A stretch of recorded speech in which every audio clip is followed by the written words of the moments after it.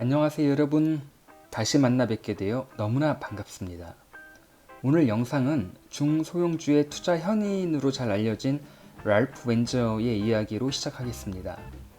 긴 시간을 놓고 보면 인내심을 가지고 자신의 투자 자금을 세심하게 관리한 사람이 주식시장을 경마장처럼 여기는 사람보다 훨씬 더 좋은 성과를 올리게 된다.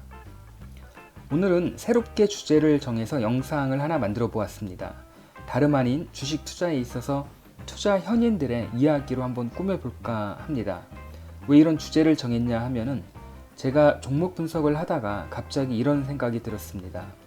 좋은 종목을 발굴하는 데 필요한 역량을 어떻게 키우고 개발할 것인가? 저는 이 질문에 대한 답을 투자 현인들을 통해 우리의 역량을 키워야 할 것이라 말하고 싶습니다. 유튜브에 나와서 주식 고수라고 말하는 이들의 급등 추천주가 되어서는 절대 안 될 것입니다. 맹목적인 믿음과 육감보다는 내가 스스로 분석하고 판단할 수 있는 능력으로 면밀히 살펴보고 투자 종목을 신중히 선택하는 것이 올바른 방법이라 생각합니다. 종목을 선택함에 있어 이러한 분석과 판단을 하기 위한 노력도 중요하지만 이보다 더 중요한 것이 각각의 개인의 투자 철학을 세우는 게 무엇보다 중요하다고 생각합니다.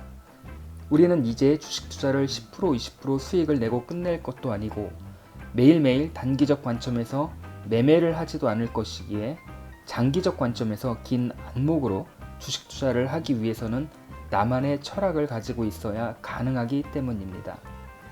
바로 이러한 투자 철학을 우리는 투자 현인을 통해서 그들의 경험과 지혜를 통해서 정립해 나아갈 수 있을 거라 생각합니다. 자, 그래서 오늘 그 첫 번째 시간으로 랄프 웬저라는 유명한 투자 현인의 작지만 강한 기업에 투자하라 라는 책에서 이야기하는 그의 투자 철학을 살펴보도록 하겠습니다. 이분은 아주 유머 감각이 탁월해서 삶을 비교적 긍정적으로 보려는 경향이 있는 것 같아요. 일단 본격적으로 들어가기 전에 그가 말한 아주 흥미로운 이야기부터 시작하겠습니다. 만약 당신이 무리를 지어 이동하는 얼룩말 가운데 하나라고 하자. 그러면 당신은 얼룩말 무리 속에서 어느 곳에 자리를 잡을지 결정해야 한다. 이것은 매우 중요한 선택이다. 주변 환경이 안전하다고 생각한다면 최상의 자리는 무리의 맨 바깥쪽이다. 신선한 풀을 먹을 수 있기 때문이다. 반면 무리의 중간쯤 자리를 잡으면 남들이 반쯤 먹다만 풀이나 말발굽에 짓이겨진 풀을 뜯어먹어야 한다.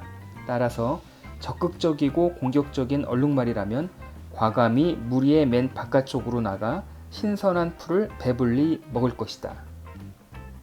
그러나 시각을 달리 해보면 사자가 달려들 때도 생각해야 할 것이다. 무리의 맨 바깥쪽에서 신선한 풀을 배불리 먹던 얼룩말은 이럴 때 사자의 먹잇감이 될 수 있다.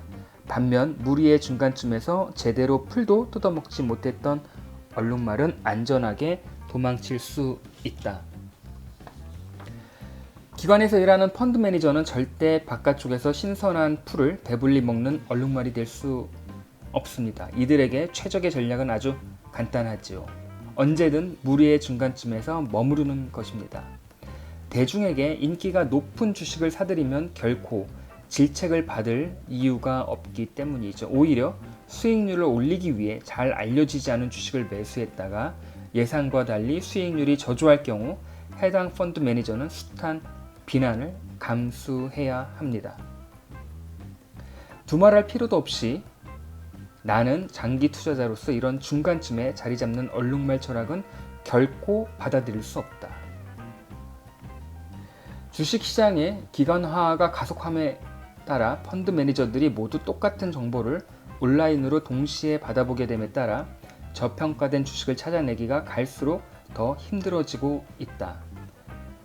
너무나도 많은 숫자의 전문적인 투자자들이 향후 1, 2년의 전망에 집중해 투자하고 따라서 이 정도 기간에 남들보다 뛰어난 투자 성과를 내기가 무척 어려워졌지요. 그래서 우리는 한 가지 해결책을 찾아냈습니다. 우선 대부분의 기관 투자자들이 관심을 보이지 않는 좀 더 작은 기업의 주식을 매수하는 것입니다. 이들은 이겨낼 수 있는 또 한 가지 대응 전략은 다음 분기나 내년도가 아니라 그 이유를 바라보고 매우 장기적인 트렌드를 찾아내는 것입니다. 이것이 바로 랄프 웬저 그의 첫 번째 투자 철학입니다. 바로 장기적인 트렌드를 찾아서 작은 기업에 투자하여야 한다는 것이지요. 두 번째는 투자 성향에 대한 고찰입니다. 랄프 웬저는 이렇게 이야기했습니다. 투자자여, 너 자신을 먼저 알아라. 책에 관련된 일화를 소개하겠습니다. 한 여성이 매우 특별한 파티에 초대를 받았는데 이 여성은 고급 백화점으로 달려가 유명 디자이너가 만든 기가 막힌 드레스를 한 벌 삽니다.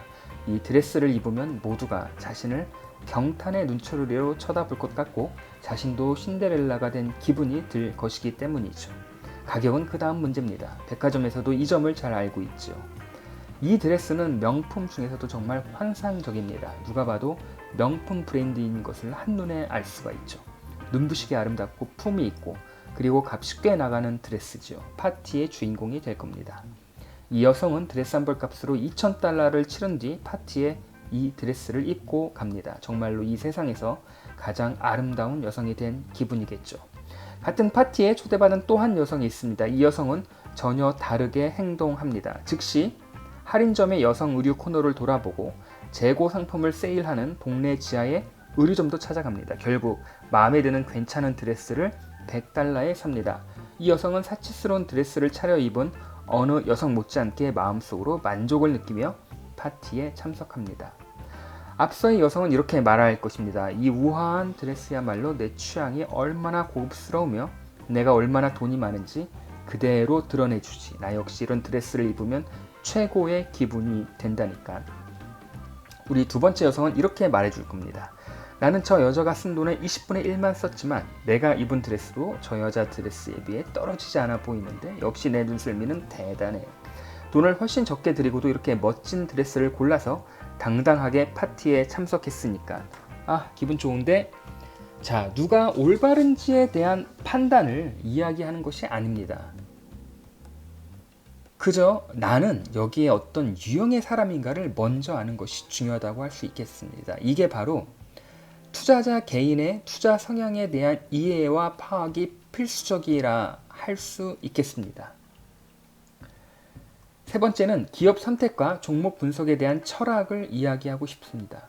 해안가에서 모래알을 뒤지듯이 주식시장에 상장된 기업들을 하나하나씩 조사해 업종이나 리스크에 관계없이 무조건 괜찮은 종목 100여 개를 골라내는 상향식 바텀업 종목 선정 방식이야말로 예로 든 접시 돌리기와 이제 똑같다고 합니다. 이와 반대되는 하향식 탑다운 포트폴리오 운용 철학이 종목 선정에도 훨씬 유리하고 일을 하기에도 효율적이라고 생각합니다. 나는 가장 먼저 내 마음을 사로잡는 주식시장의 특별한 분양을 찾으려 하는데 그렇게 함으로써 수많은 기업들을 분석하는 작업을 생략한 채 곧장 매력적인 테마별로 뛰어난 종목 몇 개를 투자 대상으로 선정할 수 있겠습니다. 또한 종목 선정에 있어서 랄프 웬저는 아주 재밌는 일화를 하나 또 책에서 소개했는데요. 증권회사에서 어떤 컴퓨터 테크놀로지라는 기업을 담당하는 애널리스트와 이제 친하게 지낸 적이 있다고 합니다.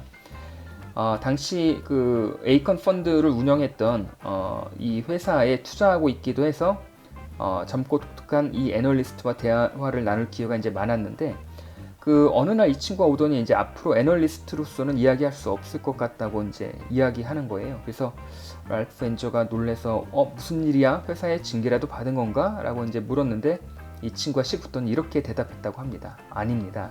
제가 분석하던 그 회사로 직장을 옮기게 됐습니다. 아니 세상에나.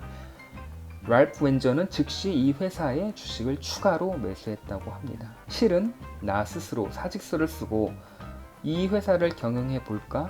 라고 할 정도의 질문을 던져보는 것도 이러한 이유 때문이기도 합니다. 나는 창조적 기업가 정신이 살아있는 경영진이 운영하며 매우 중요한 경제적, 사회적, 기술적 트렌드로부터 수혜를 입는 작은 기업, 동시에 틈새 시장에서 강력한 주도권을 쥐고서 향후 순이익이 아주 돋보일 정도로 높이 성장할 강한 기업을 원한다. 나는 또한 이렇게 작지만 강한 기업의 주가가 합리적인 수준일 때만 주식을 매수한다. 골드러시, 서부 시대의 이야기죠. 이제 당시에 정작 큰 돈을 번 사람은 금광 채굴업자들이 아니라 이들에게 청바지를 팔았던 청바지 제조업자들이라고 합니다.